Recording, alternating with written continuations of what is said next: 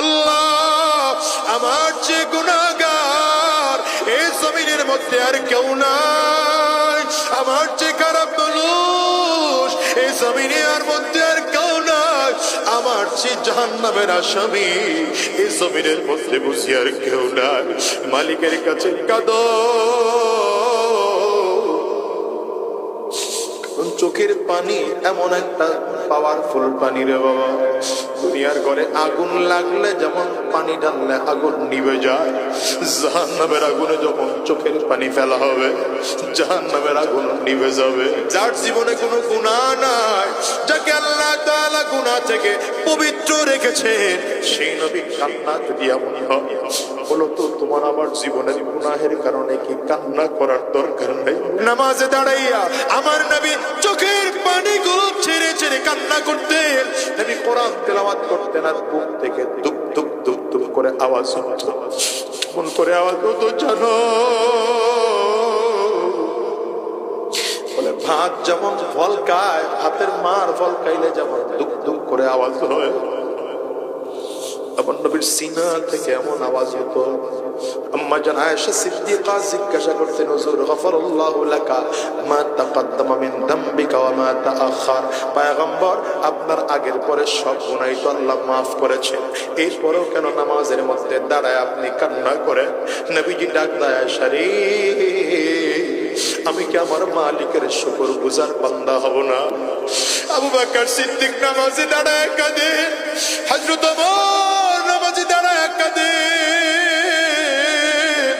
তোমার আমার কি কান্নার দরকার নাই বলো? হযরত ওমর তো এত বেশি কান্না করতেন, কাঁদতে কাঁদতে গালের মধ্যে কালো দাগ পড়ায় ফেলছে। তিনি যখন খলিফাতুল মুসলিমিন, বড় বড় দেশের মানুষগুলো এসে বলতো, আমিরুল মুমিনিন গালের মধ্যে কালো দাগ দেখতে ভালো দেখা যায় না, ঔষধ লাগান, গালের কালো দাগটা ভালো হয়ে যাবে। তোমার কয় আমিও জানি, কিন্তু মালিকের সামনে কি নিয়ে দাঁড়াবো? আমার মালিক যদি ডাক দেয়, আমার কি নিয়ে আসছো,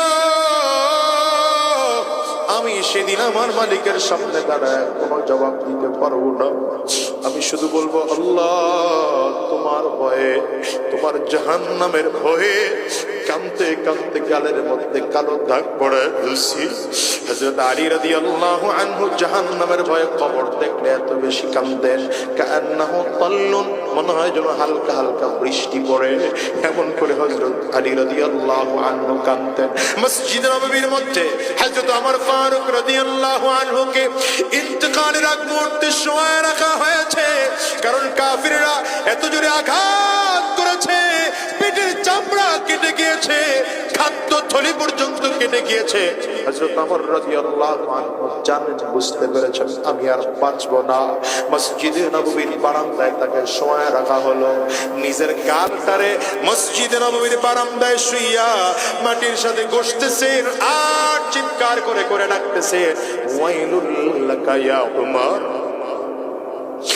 ওয়াইলুল লাকা ইয়া উমর, ওয়াইলুল লাকা ইয়া উমর, ইল্লাম ইয়াগফির লাকা রাব্বুক। নিজের নিজে ধমকায়া ডাক দেয়, আমার তুই ধ্বংস, যদি তোর মালিক তোরে মাফ না করে তাইলে তুই ধ্বংস। এ বাজার, কি দিয়ে তোমাদেরকে বুঝাবো বলো? তোমার জীবনে কি এত গুনাহ কম হয়ে গেছে যে সাহাবীদের চোখে পানি তোমার আমার চোখে পানি নাই? নবীর চোখে পানি তোমার আমার চোখে পানি নাই।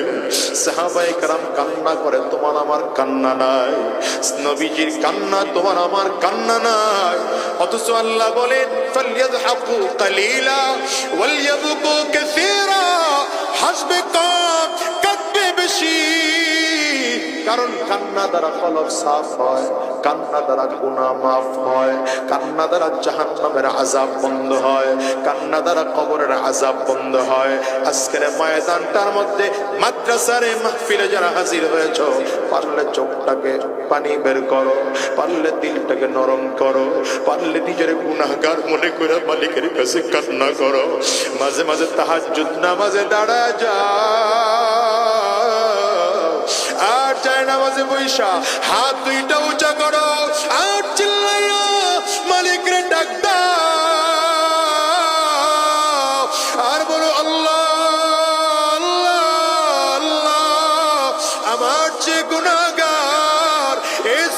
মধ্যে আর কেউ নাই, আমার চেয়ে খারাপ মানুষ এই জমিনের মধ্যে আর কেউ নাই, আমার চেয়ে জাহান্নামের আসামি এই জমিনের মধ্যে বসে আর কেউ নাই।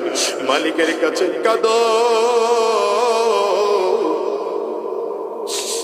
চোখের পানি এমন একটা পাওয়ারফুল পানি রে বাবা। দুনিয়ার ঘরে আগুন লাগলে যেমন পানি ঢাললে আগুন নিভে যায়, জাহান্নামের আগুনে যখন চোখের পানি ফেলা হবে জাহান্নামের আগুন নিভে যাবে। ও বাজার, আজকের ময়দানটার থেকে ওয়াদা করে বিদায় হও। গুনাহ করব না, হারাম রাস্তায় চলবো না, শয়তানি রাস্তায় চলবো না, জিনার পথে কদম বাড়াবো না, আলেমদের বিরোধিতা করব না, বরঞ্চ আলেমদের সুহবতে থেকে থেকে দিন শিখব। কারা কারা তৈয়ার আছো? হাত তুলে আল্লাহকে দেখা, আওয়াজ দিয়া জোরে ডাক দাও আল্লাহ, জবান খুলে জোরে ডাক দাও আল্লাহ। দয়ার ওয়ালি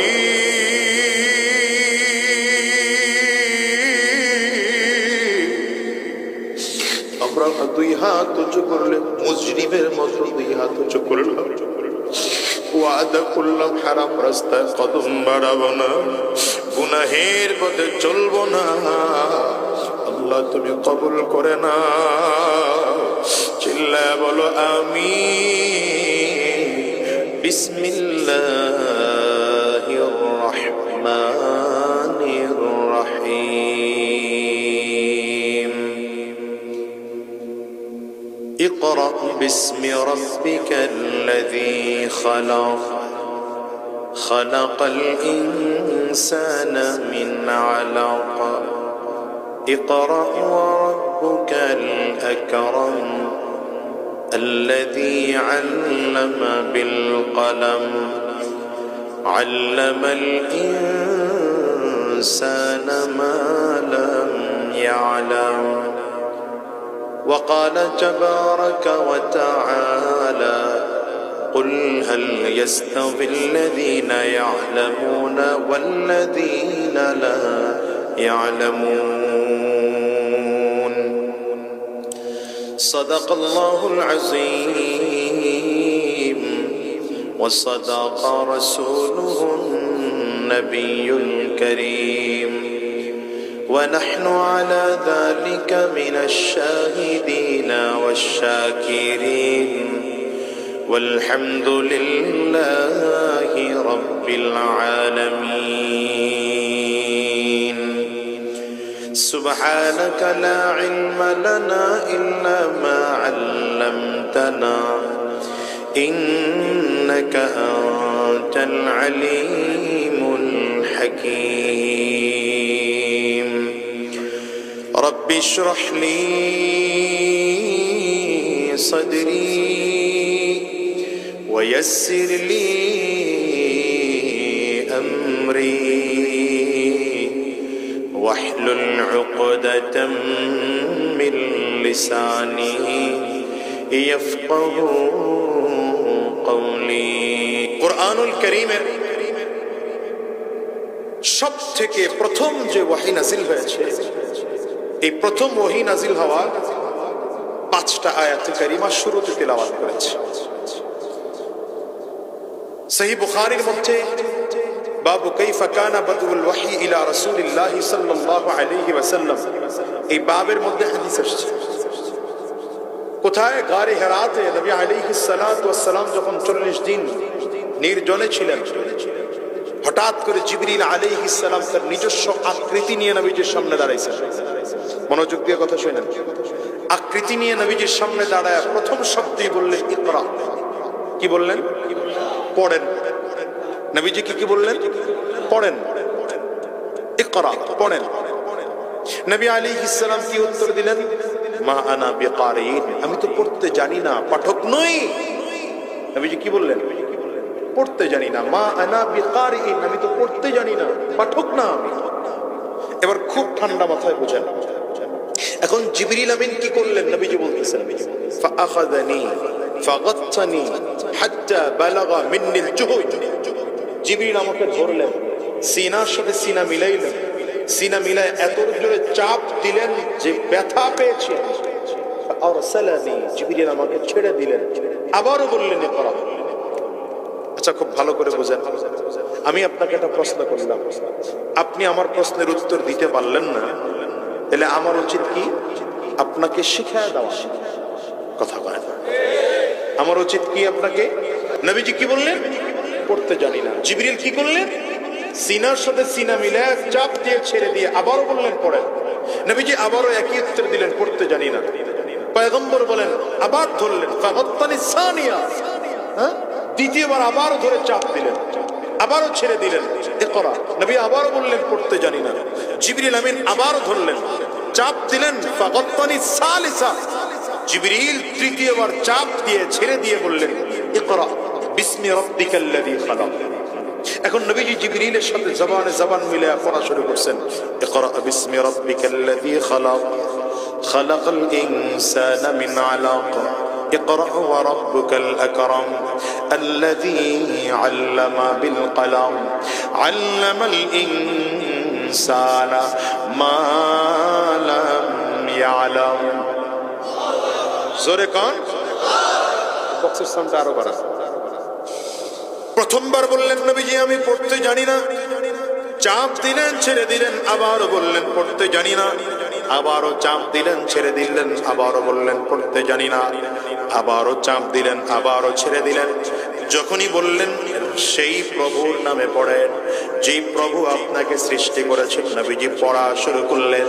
প্রশ্ন হলো, তিনবার চাপ দেওয়ার পরে জিবরিল কেন বললেন আপনি আল্লাহর নামে পড়েন? প্রথমবারই তো নবীজিকে জিবরিল বলতে পারতেন না। বলার কারণ হলো, জিবরিল আমিন এই চাপ দিয়া নবীজিরে বুঝাইতে চাইলেন, পয়গম্বর গোটা দুনিয়ার যত শিক্ষা আছে গুগলে সার্চ দিয়া হয়তো শেখা যায়, ইউটিউবে সার্চ দিয়া শেখা যায়, কিন্তু ইসলামী শিক্ষা যদি শিখতে হয় শুধু গুগল আর ইউটিউব নয়, আলেমদের সোহবতে থেকে সিনাটা আল্লাহমুখী করে দিন শিখতে হয়। বুঝেন? উস্তাদ এবং ছাত্র উভয়ের সিনা কার মুখী হইতে হবে? কথা কন না কেন? কারণ দুনিয়ার কেউ ডাক্তার হলে জান্নাতি হবে এমন গ্যারান্টি নেই, ইঞ্জিনিয়ার হলে জান্নাতি হবে গ্যারান্টি নেই, অ্যাডভোকেট হলে গ্যারান্টি হবে জান্নাতি হবে গ্যারান্টি নাই। কিন্তু কেউ যদি নবীর ছাত্র হয় জান্নাতি হওয়ার গ্যারান্টি আছে না নাই? চিল্লায় জোরে বলে।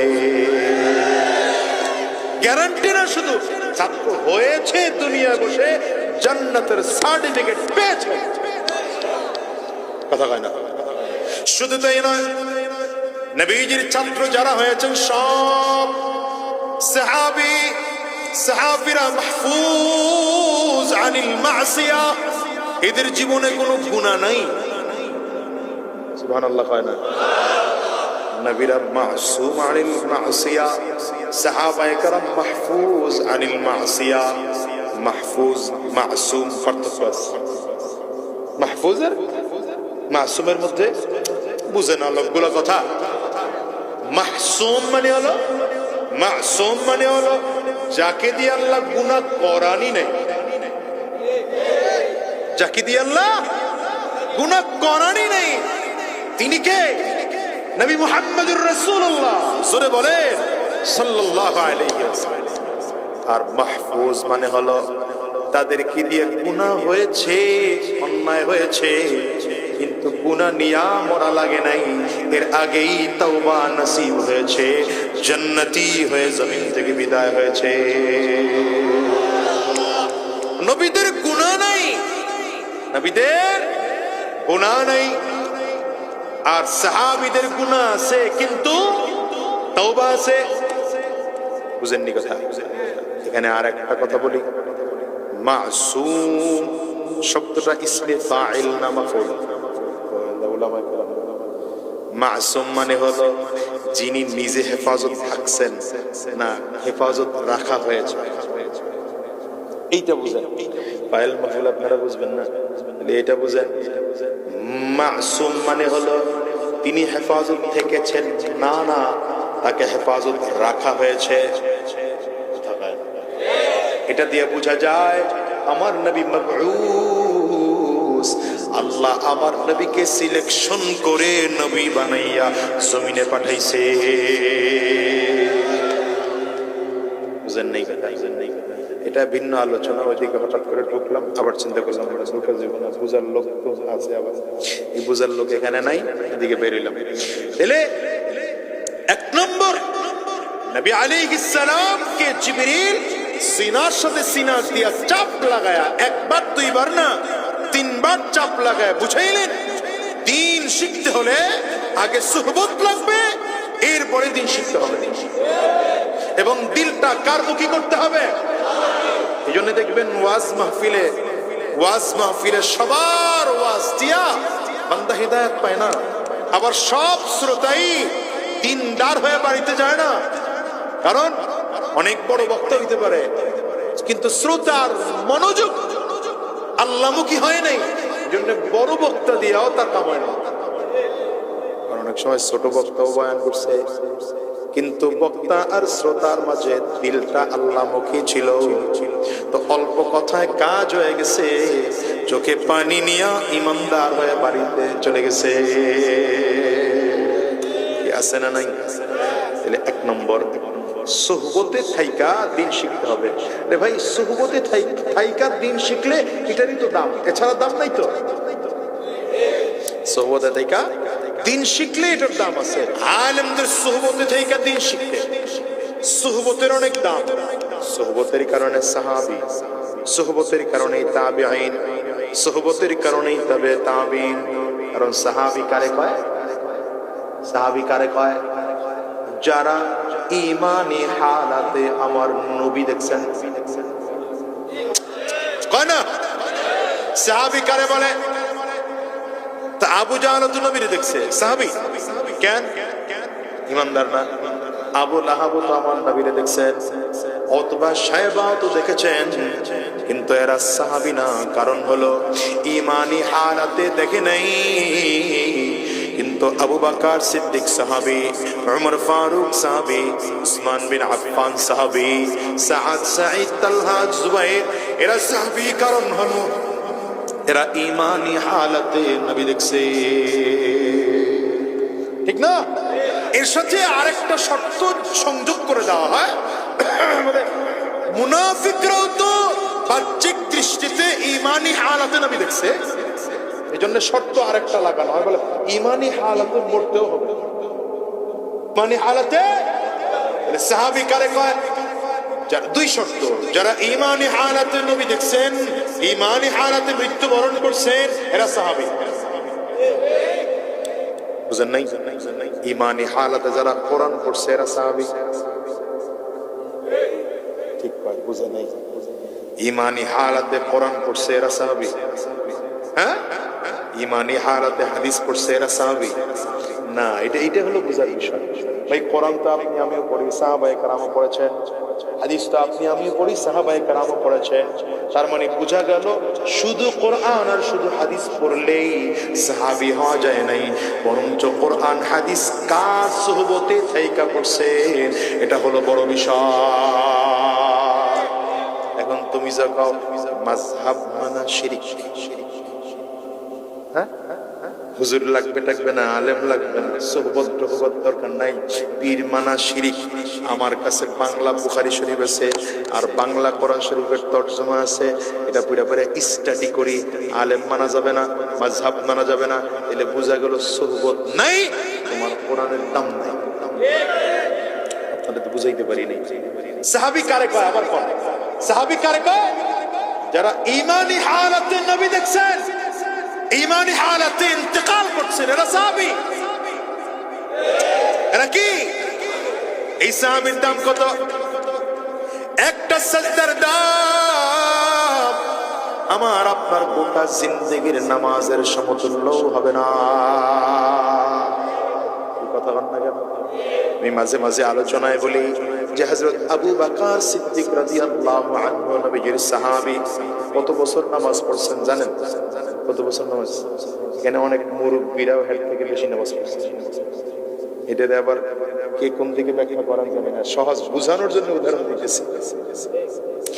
এখানে যারা 70 বছরের মুরব্বী আছেন, যদি সামান্য খাওয়ার পরে এক ওয়াক্ত নামাজও মিস আপনার না হয়, তাহলে কত ওয়াক্ত নামাজ পড়ছেন? কত বছর?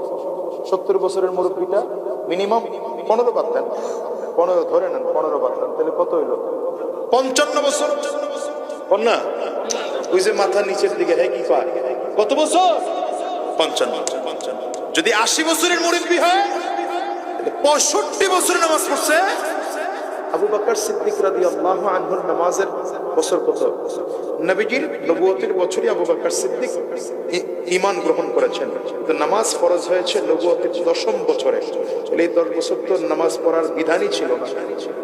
কথা কন না, এই 10 বছর নামাজের বিধানই ছিল না। আর নবীজি ইন্তেকালের 2 বছর পরে আবু বকর সিদ্দিক রাদিয়াল্লাহু আনহু ইন্তেকাল করেছেন। তাইলে কত বছর হয়? 13 আর 2 15। বুঝেন কত বছর?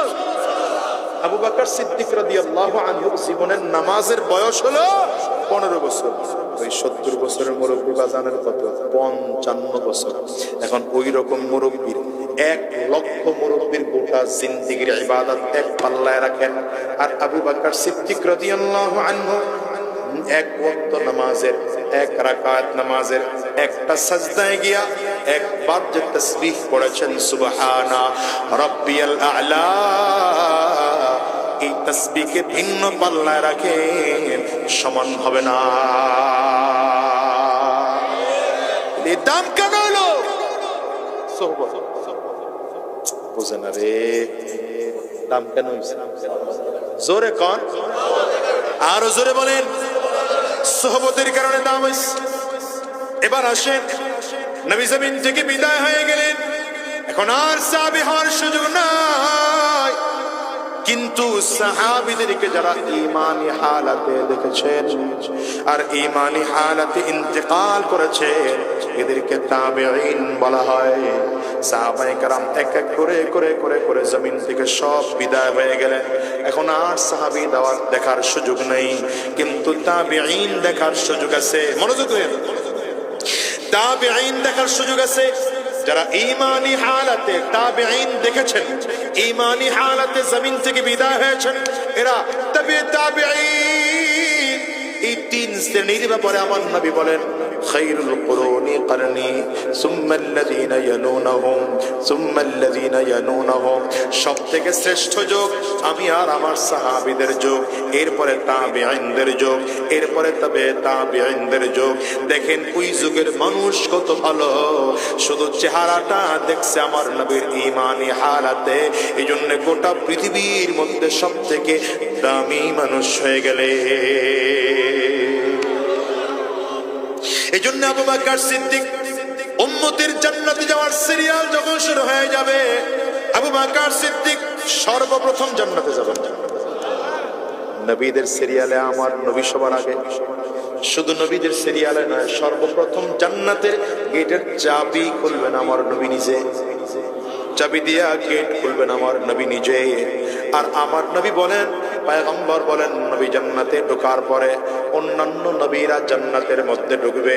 নবীদের জান্নাতে ঢোকার সিরিয়াল শেষ হয়ে গেল, এরপরে সাহাবায়ে কেরামদের, ঈমানদারদের, অর্থাৎ আমার নবীর উম্মতদের জান্নাতে যাওয়ার সিরিয়াল শুরু হবে।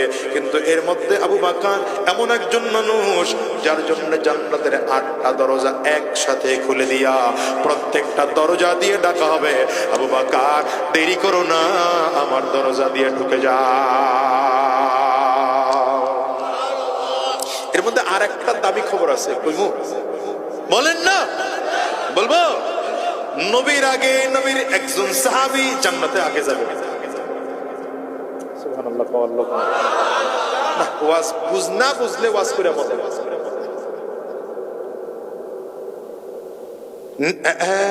কে কইলো, কে কইলো, কে কে কে কে কইছেন আপনি? মাশাআল্লাহ, মাশাআল্লাহ, আল্লাহ হায়াতে বারাকা দান করুন। এরকম শ্রোতা হইলে কথা কয়া শান্তি আছে। এজন্য নবীজির সামনে ওই সাহাবীরা বসতেন যাদের আকল ভালো ছিল।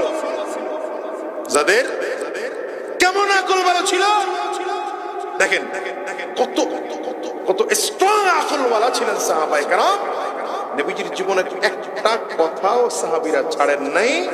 এমনকি জের জবর পেশ নুক্তার পর্যন্ত ব্যবধান হয় নাই। নবীজি যেমন করে কথা বলেছেন সাহাবীরা সেই কথাগুলোই তেমন করে বর্ণনা করছেন। কি পরিমাণ মনোযোগী ছিলেন সাহাবারা। এক নম্বর, শুধু কোরআন পড়লেই সাহাবী না, শুধু হাদিস পড়লেই সাহাবী না, বরঞ্চ নবীজির সুহবতে থাইকা পড়লে সাহাবী, সাহাবীর সুহবতে থাইকা পড়লে তাবেঈন, তাবেঈনের সুহবতে থেকে কোরআন পড়লে তবে তাবেঈন, এরা জান্নাতি হয় না? বলেন এরা কি? নবীর সুহবতে থাকার কারণে মাহফুজ আনিল মাসিয়া হয়েছে, গুনাহ থেকে পবিত্র। গুনাহ ছিল না এমন না, মানুষ তো গুনাহ ছিল কিন্তু মরার আগেই ক্লিয়ার হয়ে গেছে। দিন শিখতে হবে সুহবতে থাইকা। যেমন এই ওয়াজ মাহফিলে আসছেন, সিনাটাকে আল্লাহ মুখী করে আলেমের সামনে বসছেন। আমার 50 বার কিনতে পারেন এমন লোক এখানে আছেন না? টাকা আপনার আমার থেকে বেশি আছে, আবার আমার থেকে ক্ষমতাও আপনার বেশি আছে। এখানে যে আলেমরা মাগরিবের পর থেকে বয়ান করছেন তার থেকে আপনার পাওয়ার হয়তো অনেক বেশি। বিশেষ করে আগামীকাল যখন জুমা হবে, দেখবেন মসজিদের খতিব সাহেব মেম্বরের উপরে বসে যায়, আর খতিব সাহেবের পায়ের সামনে এসপি সাহেব বসা, ডিসি সাহেব বসা, সচিবালয়ের সচিবরা বসা, মন্ত্রীরাও বসা। কারণ বুঝাইতে চায় আমরা আলেমদের সুহবতে থেকে দিন শিখতে চাই। আলেম উপরে আলেম এখানে বসছেন, আপনারা বাসায় এর থেকে ভালোবাসেন, বিছানার ব্যবস্থা আছে। এরপরে এখানে, কারণ এখানে আসলে একটা পরিবেশটাই আলাদা, এখানে একটা দ্বীনি পরিবেশ। এই দ্বীনি পরিবেশে বৈশা আলেমদের সুহবতে দ্বীন শিখতে পারলাম। মাইকেও তা আওয়াজ হয়, তবে ওই আওয়াজ আর এই আওয়াজের মধ্যে পার্থক্য আছে না? এই জন্য জিবরিল সিনার সাথে সিনা লাগায়া চাপ দিয়ে বুঝাইছে সুহবতে থাকতে হয়। এক নম্বর শিক্ষা। দ্বিতীয় নম্বর শিক্ষা, পয়গম্বর প্রথম প্রশ্ন করা হলো পড়েন, নবী কয় পড়তে জানি না, আবার বলল পড়েন, পড়তে জানি না, আবার বলল পড়েন, পড়তে জানি না। কিন্তু যখনই জিবরিল বললেন ইকরা বিসমি রাব্বিকাল্লাযী খালাক, ওই প্রভুর নামে পড়েন যে প্রভু আপনাকে সৃষ্টি করেছেন, নবীজি গড়গড় করে পড়া শুরু করলেন। এখন আর বলেন না আমি কার নামে পড়বো, এখন আর বলেন না আমি পড়তে জানি না। কেন বললেন? বলার কারণ হলো এই 3 বার নবীজি বুঝাইতে চাইলেন 40টা বছর আমি দুনিয়ার কারোর কাছে পড়ি নাই, আমি দুনিয়ার কাউকে উস্তাদ মানি নাই, দুনিয়ার কোন স্কুল কলেজ ইউনিভার্সিটিতে আমি নবী ভর্তি হই নাই। যদি পড়তে হয় তো যিনি আমারে সৃষ্টি করেছেন সেই রবের নামে পড়া পড়ব, আর যদি সেই নামের পড়া না পাই তো পড়ব না। কারণ দুনিয়ার যত শিক্ষা আছে এই শিক্ষা দিয়ে ডাক্তার হওয়া যায়, ইঞ্জিনিয়ার হওয়া যায়, অ্যাডভোকেট হওয়া যায়, ব্যারিস্টার হওয়া যায়, পাইলট হওয়া যায়, ব্যাংকার হওয়া যায়। কিন্তু মানুষ যদি হইতে হয় তাইলে আসমানি শিক্ষা অর্জন করতে হয়। মানুষ হইতে হইলে কোরআনের শিক্ষা অর্জন করতে হয়। মানুষ যদি হইতে হয় তো তাওহীদের শিক্ষা অর্জন করতে হয়। মানুষ যদি হইতে হয় তো ওয়াহির শিক্ষা অর্জন করতে হয়। মানুষ যদি হইতে হয় রে বাবা তাইলে কোরআন ও সুন্নাহর শিক্ষা অর্জন করতে হয়। কেন বললাম? একটা বাস্তব উদাহরণ দিতে পারি। আপনাদের এলাকায় ডাক্তার আছে না মাশাআল্লাহ? দেখবেন রোগীকে অপারেশন থিয়েটারে ঢুকানোর আগে আগে বলতেছে 1.5 লাখ হলেই চলবে। অপারেশন থিয়েটারের দিকে তাকায় না, মুরব্বী মানুষ না, গেছে যাক মুরব্বী। আপনারা বাচ্চা মানুষ হইলেন না, তাহলে দমক খাইয়া যাবেন। এর দিকে তাকান কেন? মুরব্বী মানুষ তো। অপারেশন থিয়েটারে ঢুকানোর আগে কত চাইছে? 1.5 লাখ হলেই চলবে। অপারেশন থিয়েটারে ঢুকায় বলে 3 লাখ ছাড়া অপারেশন হবে না। ডাক্তার নাই, কন্যা ডাক্তার নাই। গেছেন আপনি, একটু জ্বর হয়েছে, টেস্ট করা, ডাক্তারের কাছ থেকে প্রেসক্রিপশন আনার জন্য উনি আপনার হাত ধরে চোখ টান দিয়ে জিহ্বাটা দেখে বলে দিতে পারতো, কিন্তু না, পার্সেন্টেজ লাগবে। কারণ আপনি তারে ফি দিচ্ছেন মাত্র 1000 টাকা, তাতে তার হয় না। এই জন্য সে 1 নম্বর টেস্ট, 2 নম্বর টেস্ট, 3 নম্বর টেস্ট, 4 নম্বর টেস্ট, 5 নম্বর টেস্ট, 6 নম্বর টেস্ট, 6টা 7টা টেস্ট লাগায়া 8-10 হাজার টাকা বিল বানাইয়া কথা কন্যাকে এটা করলো কেন ডাক্তার সাহেব? কারণ হলো তার মধ্যে চিকিৎসা বিজ্ঞানের শিক্ষা আছে, কিন্তু দ্বীনি শিক্ষা তার মধ্যে না। সেই রোগের টেস্ট লাগবে না, তার টেস্ট করাবো কেন? আমাদের দেশে বহুত আমরা দেখেছি, রাগ করতেছেন আপনারা? আমাদের দেশে অনেক দেখেছি ইঞ্জিনিয়ার সাহেব রডের পরিবর্তে মাশাআল্লাহ, আপনারাই কইছেন আমি আর কইলাম না, ঢুকাই দিছে। কেন হলো? এর মূল কারণ হলো ইঞ্জিনিয়ারিং শিক্ষা তার মধ্যে আছে, কিন্তু দ্বীনি শিক্ষা তার মধ্যে না।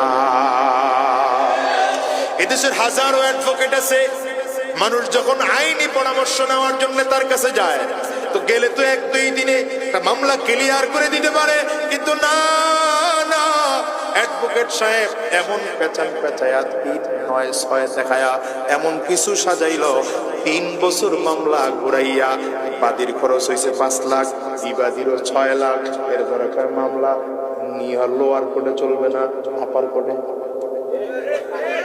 করলো কেন অ্যাডভোকেট সাহেব? কারণ হলো এই লোকটা যদিও আইন বিষয়ে বিশাল বিশেষজ্ঞ, কিন্তু দ্বীন সম্পর্কে তার জ্ঞান না। ঠিক না বেঠিক? জোরে কর।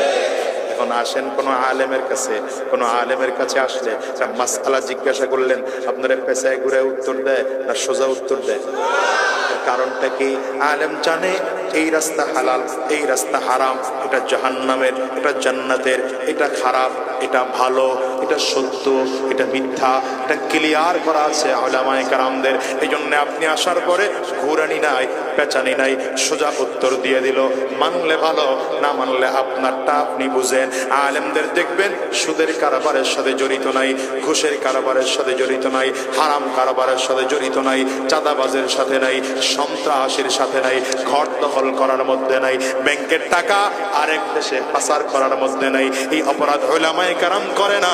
এর কারণ হলো উলামায়ে কেরাম ডাক্তার না, উলামায়ে কেরাম ইঞ্জিনিয়ার না, উলামায়ে কেরাম অ্যাডভোকেট না, উলামায়ে কেরাম ব্যারিস্টার না, উলামায়ে কেরাম পাইলট না, উলামায়ে কেরাম ব্যাংকার না, কিন্তু উলামায়ে কেরামদের মধ্যে আল্লাহর নবীর শিক্ষা, তাওহীদের শিক্ষা, রিসালাতের শিক্ষা, কোরআনের শিক্ষা, ওয়াহির শিক্ষা আলেমদের সিনার মধ্যে ঢুকে গিয়েছে। তো আলেম যুগের সব থেকে চরিত্রবান হয়ে গেছে। এই জন্য আমার এই দেশের ডাক্তার যদি আলেম হতো, ডাক্তারের মধ্যে যদি দ্বীন থাকতো, ইঞ্জিনিয়ারের মধ্যে যদি দ্বীন থাকতো, অ্যাডভোকেটের মধ্যে যদি দ্বীন থাকতো, ব্যারিস্টারের মধ্যে যদি দ্বীন থাকতো, তাহলে এরাও মানুষকে পেরেশানি করতে পারতো না, এরাও যুগের শ্রেষ্ঠ মানুষ হয়ে যেত। চিল্লায় জোরে জোরে বলেন না, চিৎকার করে ঠিক কিনা? এই ওয়াজ মাহফিল গুলো কেন? জুমার দিনের উলামায়ে কেরামদের বয়ান কেন? কারণটা কি বাবা? হক্কানি পীর মাশায়েখদের খানকার মেহনত কেন?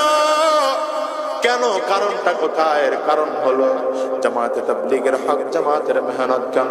এর মূল উদ্দেশ্য হলো এদেশের মেম্বার থেকে আরম্ভ করে এই মন্ত্রী পর্যন্ত, প্রধানমন্ত্রী, প্রেসিডেন্ট পর্যন্ত, একজন চৌকিদার থেকে আরম্ভ করে সেই কি বলে আপনার এসপিটিসি পর্যন্ত প্রত্যেকটা মানুষ যেন তাকওয়াবান হয়ে যায়। এই জন্যই তো শিক্ষা। কারণ যদি কোন মেম্বারের মধ্যে দ্বীন থাকে, মেম্বার চুরি করবে না। চেয়ারম্যানের মধ্যে দ্বীন থাকলে চেয়ারম্যান কন না। আমি নিজে অহংকার করে বলি না, ওয়া আম্মা বিনিআমাতি রাব্বিকা ফাহাদ্দিস। এই জন্য বলি দ্বীন থাকার কারণে চুরির সুযোগ আছে, এরপরেও করতে পারি না। আপনি কি মনে করছেন আমার কাছে চুরি করার সুযোগ নাই? আপনাদের এলাকার চেয়ারম্যানের কাছে যদি বরাদ্দ আয়, তা আমার কাছে আয় না? বুঝেন? হ্যাঁ, পালাই নাই তো, আসি তো এখন। আগের থেকে এখন মাশাআল্লাহ বরাদ্দ আরো বেশি ভাই। বুঝেন নাই? আমি এলাকার দায়িত্বে আছি, আপনারা জানেন না মনে হয়। তো যেমনে তাকাইছেন মনে হয় যেন আসমান থেকে নতুন কিছু জিনিস কইতেছে। হ্যাঁ, বুঝাইতে পারলাম না এটা। ওই যে নোয়াখালীতে যাওয়া আল্লামা খালিদ সাইফুল্লাহ দামাত বারকাতুহু, বিবারিয়াতে একজন আছেন মৌলানা আমজাদ হোসেন আশরাফি, তিনি একজন বড় আলেম, ভালো একজন ওয়াইজ। আবার মুসাপুরি সাহেব আছেন এবং কিছু আলেমরা এদেশের চেয়ারম্যান হয়েছেন। কথা বলেন না, ওই পাড়ার মাথা গরম হয়ে গেছে গা। যদি আলেমরা আগামীতে মাশাআল্লাহ এমপি হইতে পারে, নাস্তিকদের মাথা ঠিক থাকবে না, পাগল হয়ে যাবে। আপনারা ওয়াদা দিয়ে যান, টাকার লোক দেখা এই নেব আমি ঘুরা দিয়ে এই জুয়ান্নাডি কথা কইস, টাকার লোক পায়া এখন নামে মিছিল বেরো না, কথা কর না, দ্বীনের পক্ষে থাকো। কি ঠিক না বেঠিক রাগ করতেছেন আপনারা? এক নম্বর বলছিলাম উদ্দেশ্য কি বাবা বলেন তো, এদেশের প্রত্যেকটা মানুষ যেন দিনদার হয়ে যায়, প্রত্যেকটা মানুষ যেন ইমানদার হয়ে যায়, প্রত্যেকটা মানুষ যেন কোরআনওয়ালা হয়ে যায়, প্রত্যেকটা মানুষ যেন তাওহীদের শিক্ষায় শিক্ষিত হয়, রিসালাতের শিক্ষায় শিক্ষিত হয়। এই দাবিটুকু আমাদের যদি করা যায়, তাইলে এদেশের প্রত্যেকটা মানুষ ভালো হয়ে যাবে, দেশটারে ভালো বানাতে সময় লাগবে না। আপনার কাছে মনে হয় দিন শিখার বয়স লাগে, কিন্তু নবী আর নবীর সাহাবায়ে কেরাম দেখা গেছেন দিন শিখার কোনো বয়স নাই, দিন শিখার কোনো বয়স নাই। এই দাড়ি পাকা মুরব্বী বাবাজিরাও বসে আছে, তাদের জন্য দিন শিখার সুযোগ আছে না নাই? কন্যা কন্যা কন্যা যাদের চামড়া গোছ পড়ে গেছে তাদের জন্য দিন শিখার ব্যবস্থা আছে। আমি ব্রেন দুর্বল, আল্লাহ কয় তোমার জন্য কোরআনের ছোট ছোট সূরাওয়ালা, ছোট ছোট আয়াতওয়ালা সূরা দিলাম, 3 আয়াত বিশিষ্ট সূরা দিলাম, 4 আয়াত বিশিষ্ট সূরা দিলাম, 5 আয়াত বিশিষ্ট সূরা দিলাম। যদি জিহ্ন কম থাকে এটারে মুখস্থ করো, অল্প অল্প সূরা মুখস্থ কইরা বিশুদ্ধভাবে নামাজ আদায় করো, রুকুর তাসবিহ শুদ্ধ করো, সাজদার তাসবিহ শুদ্ধ করো, সানা শুদ্ধ করো, দুআয়ে মাসুরা শুদ্ধ করো, তুমি তাশাহুদ শুদ্ধ করো, দুরূদ শরীফ শুদ্ধ করো, দুআয়ে কুনুত শুদ্ধ করো। আর আলেমদের সুবতে গিয়া গিয়া নিজের আত্মাটাকে সাফ করো, চোখে পানি নিয়ে দিলটাকে নরম করে জমিন থেকে বিদায় হও। কারণ সাহাবায়ে কেরাম আবু বকর সিদ্দিক, ওমর ফারুক, উসমান বিন আফফান, এই বড় বড় সাহাবীরা দেখেন তো হযরত আলীর মতো ছোট মানুষই ছিলেন না, সালমান ফারিসির মতো মুরব্বী মানুষরাও আল্লাহর নবীর উপরে হাতে হাত দিয়ে কালিমা পড়ে মুসলমান হয়েছে। আবার ছোট ছোট সাহাবীরাও কালিমা পড়ে মুসলমান হয়েছে, ঠিক কিনা? ইসলাম শুধু হুজুররা পালন করবে, আপনারা করবেন না এমন না, বরঞ্চ ইসলাম রিক্সাওয়ালার জন্য, ভ্যান গাড়িওয়ালার জন্য, কথা কও না কেন, ঠেলা গাড়িওয়ালার জন্য, ওই নৌকার মাঝির জন্য, ট্রাক চালকের জন্য, বাসের হেল্পারের জন্য, বাসের কন্ট্রাক্টরের জন্য, বাসের গাড়ির জন্য, প্রধানমন্ত্রীর জন্য, সবার জন্য ইসলাম। ইসলাম যারা মেনে নেয় তাদের জীবনে শান্তি হয়, ঠিক কিনা বলো? ইসলাম হলো চিরদিনের শান্তি সুখের নিশানা, ইসলাম ছাড়া অন্য সবই জাহান্নামের ঠিকানা। ইসলাম হলো চিরদিনের, বলেন না, ইসলাম হলো চিরদিনের শান্তি সুখের নিশানা, ইসলাম ছাড়া অন্য সবই জাহান্নামের ঠিকানা। ইসলাম একমাত্র শান্তির পথ, এই জন্য বলে যাই সাবধান, শয়তান চারিদিকে আপনার আমার জন্য রাস্তা বের করে রেখে দিয়েছে। মাশাআল্লাহ একটা মোবাইল বানাইছে, এই বেটা ইউটিউবের মধ্যে একটা নাচ দেখ, একটু টিকটকের মধ্যে নাচ দেখ, ড্যান্স দেখ, হুজুরদের ওয়াজ শুনে লাভ নাই, কিন্তু তুমি তোমার নিজেরে কন্ট্রোল করো, না না হারাম জিনিস দেখবো না, হালাল জিনিস দেখবো।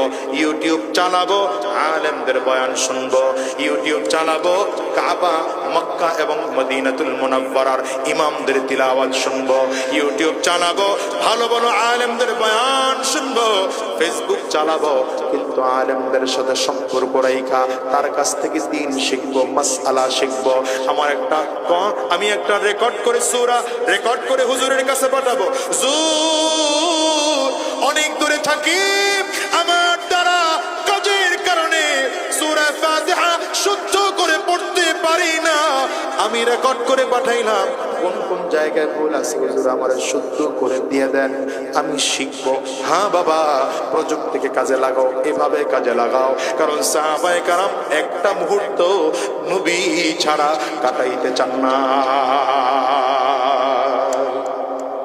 তুমি তো কাজের ফাঁকে হুজুরের কাছে আসতেই পারো না, তোমার দোকান নিয়ে টেনশন, চাকরি নিয়ে টেনশন, এই বৌমাই নিয়ে টেনশন, ইয়া করে নিয়ে সারা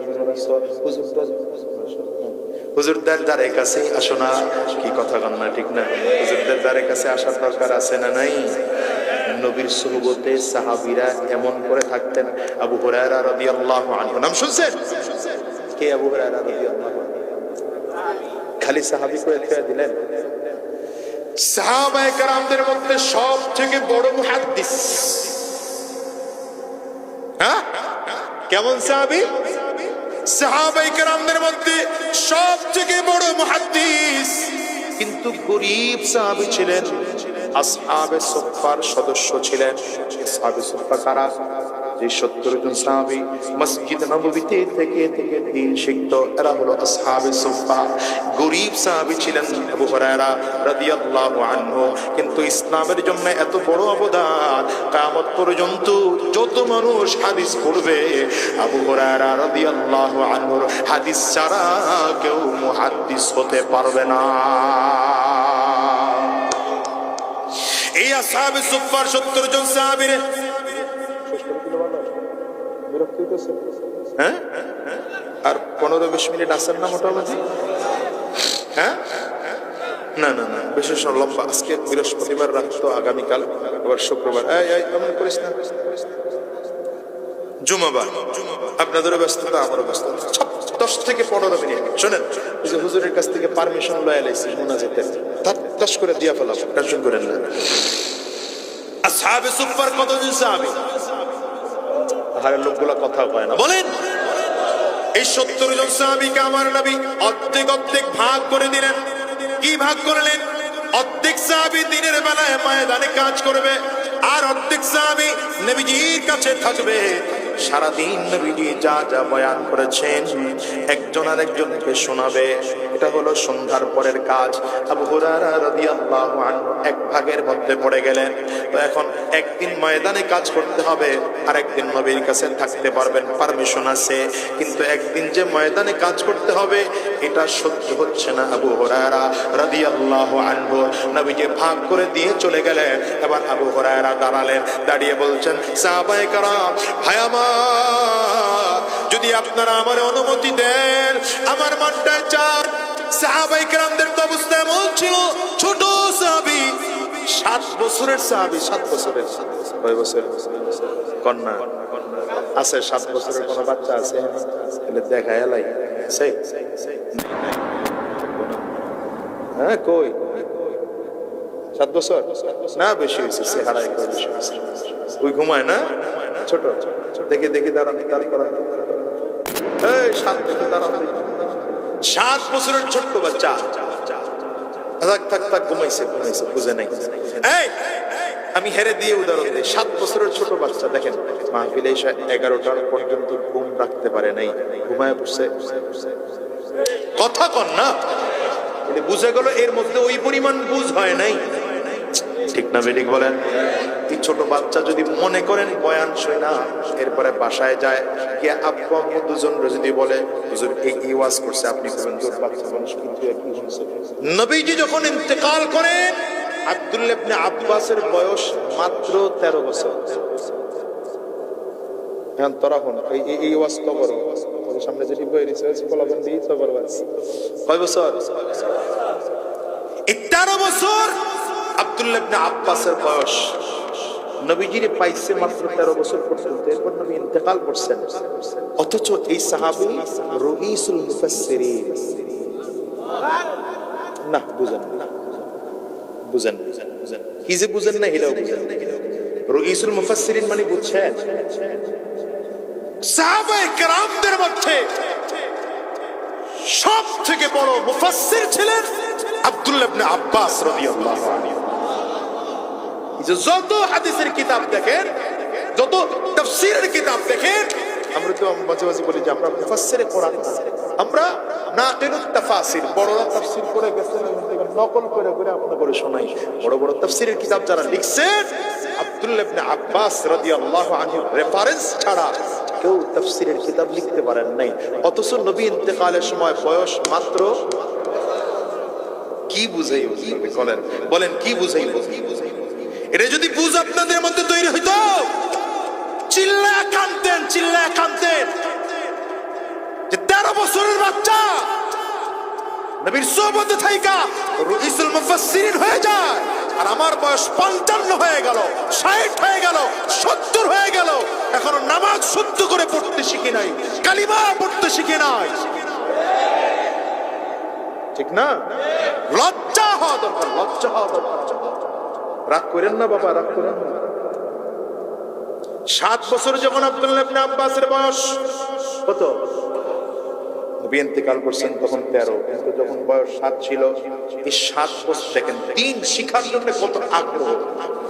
7 বছরের বাচ্চা আব্দুল্লাহ ইবনে আব্বাস, নবীজির একজন বিবি ছিলেন হযরত মাইমুনা রাদিয়াল্লাহু আনহা, তিনি ছিলেন আব্দুল্লাহ ইবনে আব্বাস রাদিয়াল্লাহু আনহুর খালা। কি? খালার কাছে গিয়ে কয়, খালামণি গো, আমার খুব মনটায় চায় নবীজিরে দিনের বেলায় তো মাশাআল্লাহ খুব পাই, নবীজির পিছনে 5 ওয়াক্ত নামাজ পড়ি, নবীজির নামাজ খুব চমৎকার, নবীজির বয়ান শুনি, বয়ান খুব চমৎকার, যুদ্ধের ময়দানে নবীজির সোহবতে থাকি, নবীজির জিহাদ বড় চমৎকার, কিন্তু রাতে নবীজি কি কি আমল করেন এটা তো দেখার সুযোগ পাই না।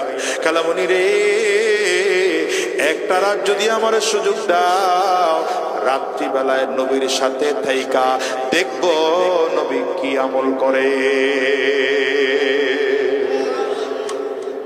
অনুশোচনা তৈরি করেন, অনুশোচনা, দিলটা নরম করে বুঝেন। কে কয়? 7 বছরের বাচ্চা, 5 বছরের, রাত্রি বেলায় নবী কি আমল করে একটু দেখবো। হযরত মাইমুনা রাদিয়াল্লাহু আনহা বলেন, আমি তো সব সময় নবীরে পাই না, 9 বিবির একজন আমি, 8 দিন পরে পরে একদিন আমার নবীরে পাই। এবার যদি নবী আমার কাছে আসে তো তোমারে জানায় দেব, দেরি করবা না, সময় মতো চলে আসবা। এখন প্রত্যেকদিন ফজর পড়া খালামনির ঘরে গিয়া ডাক্তার, আজকে আইব নবী? আজকা। আবার গিয়ে জিগায়, আজকে আইব? না, আজকা গিয়ে আইব না। এমনি এমনি করে করে হঠাৎ করে একদিন ফজরের নামাজের পরে খালামনি ডাক দিছেন, এই আব্দুল্লাহ ইবনে আব্বাস, যদি নবীর সাথে রাত থাকতে হয়, কিছু শিখতে হয়, এটা দেরি করিস না, ঈশার নামাজ পড়া এসে পড়িস। আব্দুল্লাহ ইবনে আব্বাস সেই রাতে ঈশার নামাজ শেষ করে নবীজি বাসায় ঢোকার আগেই গিয়ে ঢুকছেন।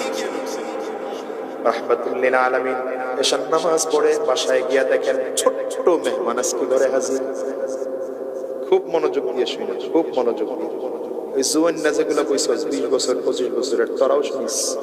দিন গ্রহণের চাহিদাটা, চাহিদা তোমার মধ্যে কোনোদিন এই চাহিদা তৈরি হয়, কোনোদিন চাহিদা তৈরি হয়নি। যেই মাদ্রাসার মুতামিম সাহেবের সাথে 1 ঘন্টা সময় কাটাবো, এরপরে দেখবো হুজুর কেমন আমল করে। একদিন হুজুরের পিছনে ফজর নামাজ পড়বো, কোনোদিন তোমার কাছে মনে হয়নি, মনে হয়নি।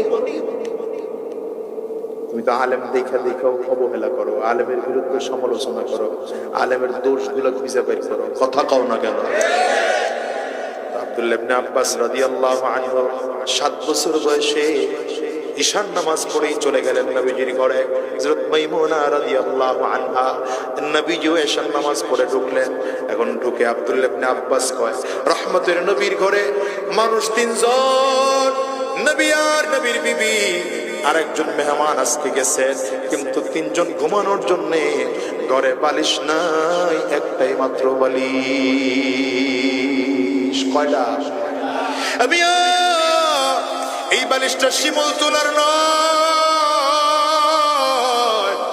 এই বালিশটা গার্মেন্টসের তোলারও নয় বাবা।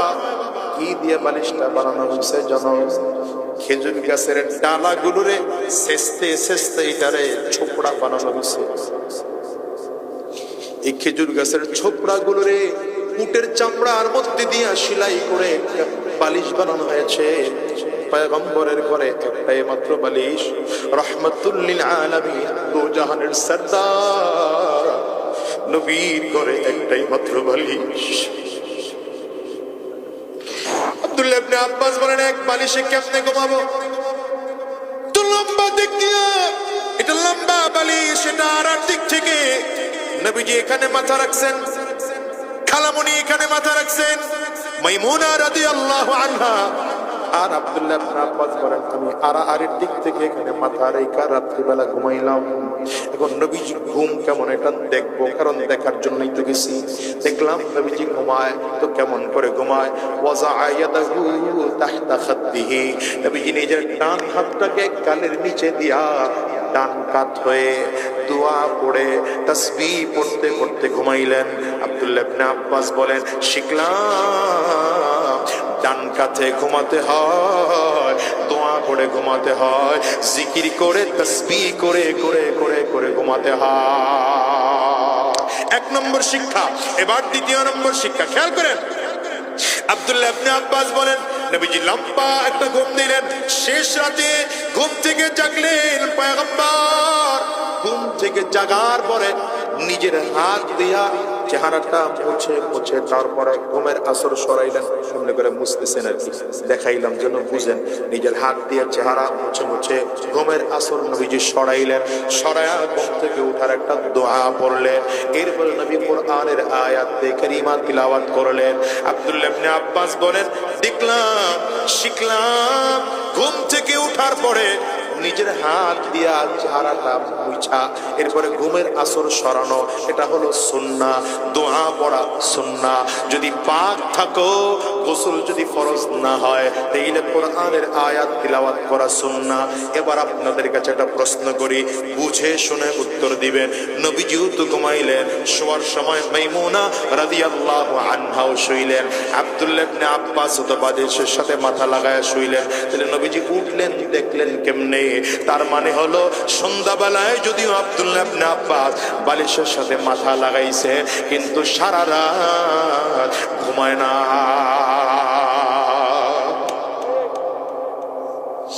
এই 7 বছরের বাচ্চা, এর মধ্যে দিন শিকার জন্য কত আগ্রহ। নবী কেমনে রাত কাটায় দেখার জন্য রাতে ঘুমায় না। এবার আব্দুল্লাহ ইবনে আব্বাস বলেন, নবীজি ঘুম থেকে উঠলেন, ওযু করলেন, দাঁড়ায়া দাঁড়ায়া নবীজির কাছ থেকে ওযু শিখলাম।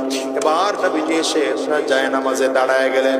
নবীজি জায়নামাজে দাঁড়ানোর পরে আমি নবীজির বাম পাশে দাঁড়াইলাম। নবীজি আমার কানটা ধরে ডান পাশে এসে এনে দাঁড় করায় দিলেন। আব্দুল্লাহ ইবনে আব্বাস বলেন, শিখলাম ইমামের পেছনে যদি মুসল্লি একজন হয়, তাইলে বাম পাশে নয়, ডান পাশে দাঁড়াতে হয়।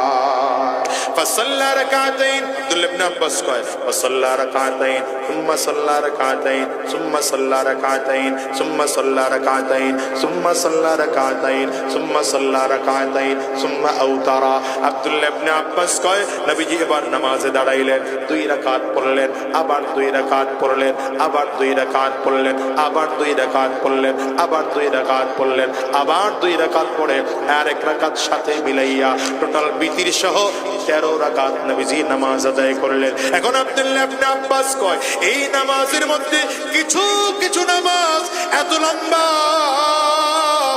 লম্বা কিরাত আমার নবী হতো, মনে হলো যেন আমার নবী বুঝি আর কিরাত তিলাওয়াত করা বন্ধ করবেন না। আমি বাচ্চা মানুষ, বিরক্ত হয়ে তিলাওয়াত ছেড়ে দিতাম। আমার নবী আবার আমার হাতটা ধরে হাত বেঁধে দিতেন, আবার তিলাওয়াত শুনতাম। আবার কখনো কখনো নবীজি লম্বা রুকু করতেন, মনে মনে চিন্তা করতাম নবী বুঝি আর রুকু থেকে আর উঠবেন না। আবার কোনো সময় এত লম্বা সাজদা করতে মনে হয় যেন আমার নবী বুঝি দুনিয়াতে নাই, জমিন থেকে বুঝি পয়গম্বর বিদায় হয়ে গেছেন। জানান্তু আন্নাহু ক্বাদ কুবিজা। ও দুনিয়ার মুসলমান, আব্দুল্লাহ ইবনে আব্বাসের এই কথা থেকে 2টা জিনিস শিখলাম। 1 নম্বর শিখলাম, বাচ্চা হলেও দিন শেখার আগ্রহ তৈরি হয়। হ্যাঁ, 2 নম্বর শিখলাম, নবীজির নামাজ এত লম্বা। মাঝে মাঝে আম্মা জান আয়েশা সিদ্দিকা বলেন, নামাজে দাঁড়াইয়া আমার নবী চোখের পানিগুলো ছেড়ে ছেড়ে কান্না করতেন। নবী কোরআন তেলাওয়াত করতেন আর বুক থেকে দুপ দুপ দুপ দুপ করে আওয়াজ হতো। মন করে আওয়াজ হতো জানো, বলে ভাত যেমন ফলকায়, ভাতের মার ফলকাইলে যেমন দুপ দুপ করে আওয়াজ হয়, আমার নবীর সিনা থেকে এমন আওয়াজ হতো।